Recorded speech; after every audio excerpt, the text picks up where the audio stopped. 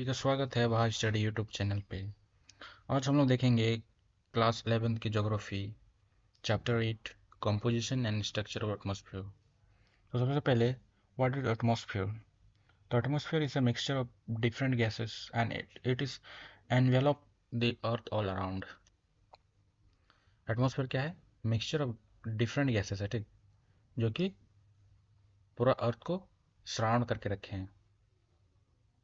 आप लोग कभी सुने होंगे या रील्स कभी देखते होंगे तो हमेशा ये क्वेश्चन आता है कि अगर अर्थ घूम रही है, अगर हम लोग एरोप्लेन में चढ़ जाए और एरोप्लेन जाके कहीं पे हवा में अटक जाए, तो अर्थ तो घूम रही है, तो हमारा जब डेस्टिनेशन आएगा तो हमें उतर जाना चाहिए।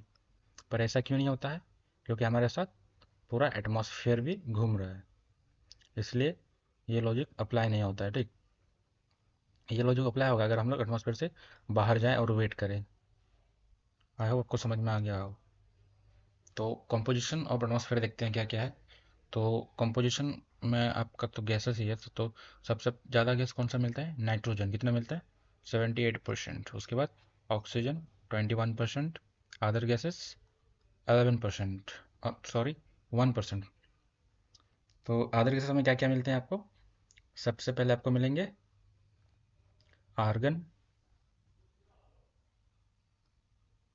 आर्गन। उसके बाद आपको मिलेंगे कार्बन। आर्गन कार्बन कैसा था? एशी नहीं। तो उसके बाद आपको मिलेंगे आर्गन कार्बन नियोन। उसके बाद आपका हीलियम। याद कैसे रखना है बाद में, जो अदर गैसेस है उसमें से ए सी नहीं, ए से आपका आर्गन, सी से आपका कार्बन, एन ई से आपका नियोन, एच आई या कुछ भी याद रखिए, एच से हीलियम। तो अदर गैस में argon carbon neon and helium. तो आपको ये टिल 32 किलोमीटर तक एयर मास आपको देखने मिलेगा, ठीक। इसका जो मैक्सिमम अमाउंट जहाँ प्रेजेंट है वो 32 किलोमीटर तक आपको देखने मिलेंगे एटमॉस्फेयर में। ऑक्सीजन आपको मिल जाएगा 120, मतलब 120 के बाद नो ऑक्सीजन, 120 किलोमीटर के बाद आपको ऑक्सीजन देखने नहीं मिलेगा। उसी तरह से आपको 90 किलोमीटर के बाद कार्बन डाइऑक्साइड नहीं मिलेगा, ठीक। एटमॉस्फेयर में जैसे ऊपर जाते जाएंगे तो 120 के बाद आपको ऑक्सीजन नहीं मिलेगा, और 90 किलोमीटर के बाद आपको कार्बन डाइऑक्साइड नहीं देखने मिलेगा। तो अब हम लोग देखते हैं कार्बन डाइऑक्साइड इतना इंपॉर्टेंट गैस क्यों है।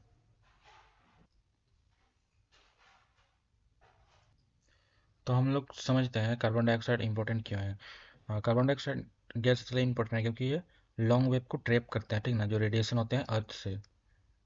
मान के चलिए हमारा अर्थ है, ठीक। तो रात में क्या होता है कि रात में जब टेम्परेचर कम हो जाते हैं तो अर्थ रेडिएट करते हैं, ठीक। ये लॉन्ग वेव में रेडिएट करते हैं। तो जो एटमॉस्फेयर है, जो कार्बन डाइऑक्साइड ऑक्साइड है, वो इसको ट्रैप करते हैं, मतलब बाहर जाने नहीं देते हैं। तो बाहर जाने नहीं देते हैं तो ये जो टेम्परेचर अर्थ का है वो क्या होता है? सूटेबल रहता है, मतलब कम बेशी नहीं होने देता है, ठीक। सूटेबल बनाते हैं। अगर ये नहीं होते, कार्बन डाइऑक्साइड अगर ये ट्रैप नहीं करते, तो आपका अर्थ पूरा रात में पूरा ठंडे हो जाता है, ठीक। पूरा एकदम कोल्ड। अर्थ से सब हीट निकल जाते हैं ना, हीट निकल जाते तो पूरा ठंडे हो जाता, पूरा एकदम कोल्ड। तो इसलिए ये इंपॉर्टेंट प्ले करते हैं। लॉन्ग वेव को ट्रेड कर लॉन्ग वेव को ट्रैप करते हैं जो आपका अर्थ से निकलता हो। तो हमारा नेक्स्ट है वाटर वेपर। वाटर वेपर क्या है? Water vapour is water that are that are in atmosphere in the form of gases, ठीक। तो ये आपका क्या हो गया? Water vapour. Water that are in the form of gases in the atmosphere are called water vapor। तो water vapour important क्यों है? क्योंकि हमें पता है अगर वाटर वेपर नहीं होंगे तो हमारे यहाँ प्रेसिपिटेशन नहीं होंगे। प्रेसिपिटेशन, ठीक ना, जैसे रेनफॉल, ये नहीं हो सकते अगर वाटर वेपर नहीं रहेंगे तो एटमॉस्फेयर में। क्योंकि यही वाटर वेपर जब आपस में जुड़ते हैं तो वाटर बना लेते हैं, उनमें तो वाटर ड्रॉपलेट्स बन जाते हैं, तो वही फिर नीचे आते हैं। तो क्या मिलता है देखने कि water vapour decrease with height and altitude. मतलब आप जिस तरह ऊपर जाएंगे तो वाटर वेपर कम हो जाएंगे, और एल्टीट्यूड मतलब जब आप इक्वेटर से टुवर्ड पोल मूव करेंगे तो भी वाटर वेपर डिक्रीज हो जाएगा, क्योंकि इक्वेटर में आपका झमझमाझम बारिश होती है, तो जहाँ बारिश होगी वहाँ मॉइस्चर भी ज़्यादा होगा, क्योंकि हमें पता है बरसात के सीजन में हर तरफ कुछ ऐसे गीला गीला फील होता है ना, क्योंकि वो मॉइस्चर के कारण ऐसे लगता है। तो इक्वेटर में तो हमेशा आपका बर्फ़ से ढके हुए रहेंगे, तो वहाँ एवापोरेशन का कोई चांस ही नहीं है। एवापोरेशन नहीं होगा, मतलब चांस बहुत कम है। एवापोरेशन कम होगा तो वहाँ पे वाटर वेपर भी कम होगा, क्योंकि जहाँ ज़्यादा एवापोरेशन होगा वहाँ पे आपको ज़्यादा देखने मिलेगा वाटर वेपर।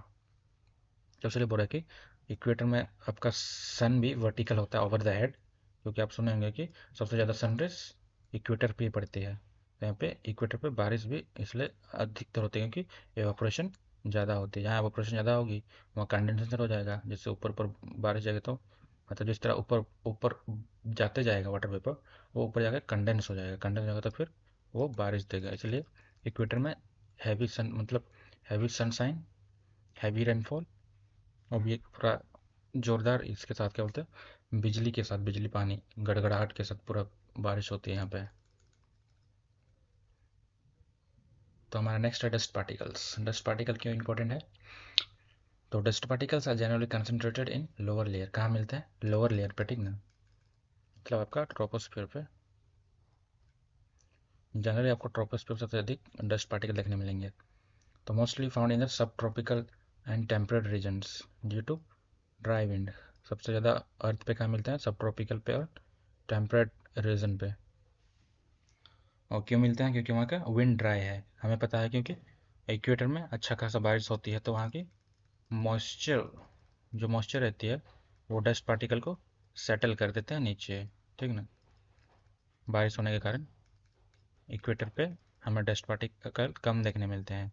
और पोल पे तो हमें पता है, क्योंकि वहाँ तो हमेशा फ्रोस्ट ही रहता है, फ्रोज़न। वहाँ पे तो फ्रोज़न ही रहता है, कोई चांस ही नहीं है डस्ट पार्टिकल का।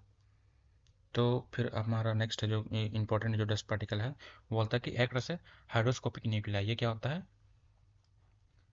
जब एटमॉस्फेयर में वाटर राइस होते हैं, तो हमें पता है कि ये राइस होते होते, क्योंकि हवा में तो कंडेंसेशन हो नहीं सकता, ठीक ना। आप अगर कहीं बोतल लेके हो, जब फ्रिज से निकालते हो, जो बोतल फ्रिज से निकालते हो ठंडे ठंडे रहता है, तो साइड में कंडेंसेशन हो जाते हैं, ठीक। मतलब पानी यहाँ पे ड्रॉपलेट्स देखने मिलते हैं। क्यों मिलते हैं? क्योंकि जो इधर के गर्म हवा थे, जो वाटर वेपर थे, वो आके इसमें चिपक जाते हैं, तो यही ड्रॉपलेट्स बनाते हैं। वो अंदर का पानी बाहर नहीं आता, जो बाहर में मॉइस्चर में जो पानी था वही पानी आके यहाँ चिपक जाता है, कंडेंस कर जाते हैं, तो इसलिए हमें ड्रॉप्स मिलते हैं। तो उसी तरह से पानी हवा में तो कंडेंस नहीं हो सकता ना, उसको कुछ सरफेस चाहिए, ठीक। जैसे यहाँ बोतल सरफेस मिला, सरफेस मिला तो कंडेंस हो गया। नहीं तो सर मतलब ठंडे तो हर जगह आपका टेम्परेचर हर जगह इधर सेम है ना बोतल के आसपास, तो लेकिन उसको कुछ सरफेस चाहिए कंडेंस होने के लिए। तो कंडेंस होने के लिए बोतल मिला, तो ये बोतल पर कंडेंस हो गया। इसी तरह से जो डस्ट पार्टिकल ऊपर गए हैं, ये ऊपर में जाके सस्पेंड हो गए, मतलब ऊपर में जाके अटक गए, लटक गए, ठीक।